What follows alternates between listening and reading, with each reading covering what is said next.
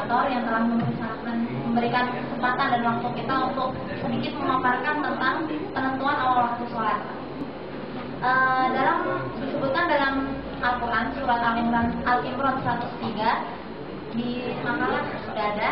A'udzubillahi minasyaitonirrajim. Bismillahirrahmanirrahim. Inna sholata kanat 'alal mu'minina kitaban mawquta. Sesungguhnya sholat itu adalah kewajiban yang telah ditentukan waktu-waktunya oleh setiap muslim. Kemudian disebutkan pula dalam surat Al-Isra ayat 78, aqimis sholata liduluki syamsi ila ghasaqil laili wa qur'anal fajr inna qur'anal fajri kana masyhuda.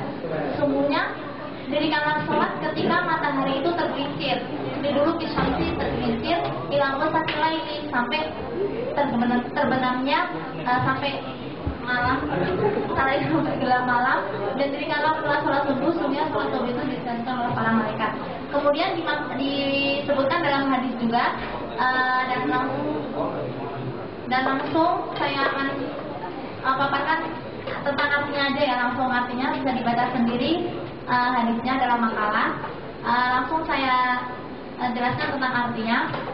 Ketika pada waktu itu Jibril berbicara atau menyuruh kepada Nabi untuk mendirikan sholat ketika zuhur, yang mana waktu itu dikala matahari tergelincir.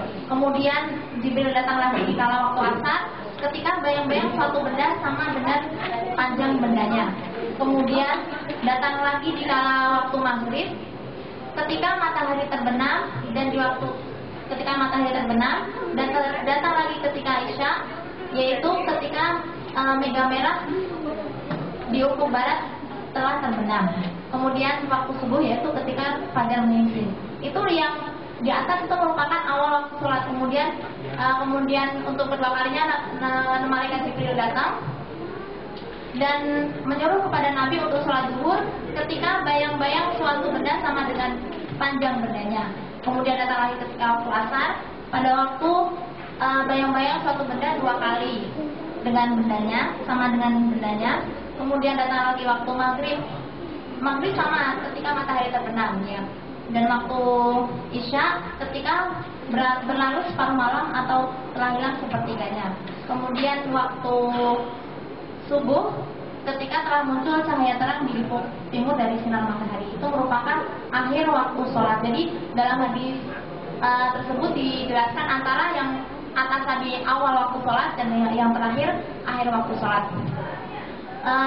Seperti yang kita ketahui dari surat Al-Imran 103, Al-Isra 78 dan hadis 3 dan hadis tersebut menjelaskan bahwasanya sholat itu mempunyai limit atau ketentuan awal dan waktu sholat. Yang mana sholat itu tidak bisa dilakukan pada sembarang waktu.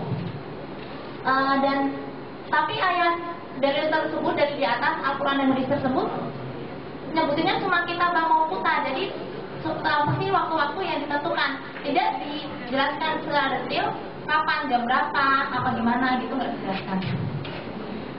Kemudian dalam hadis di atas kita dapat mengambil kesimpulan bahwasanya waktu-waktu sholat itu tergantung atau berpatok pada pergerakan matahari gitu. Tapi persoalan di sini bahwasanya gimana kalau misalkan pada waktu itu keadaannya tuh mendung apa gimana, kan matahari nggak terlihat. Makanya di sini sistem astronomi berperan dalam di sini. Kemudian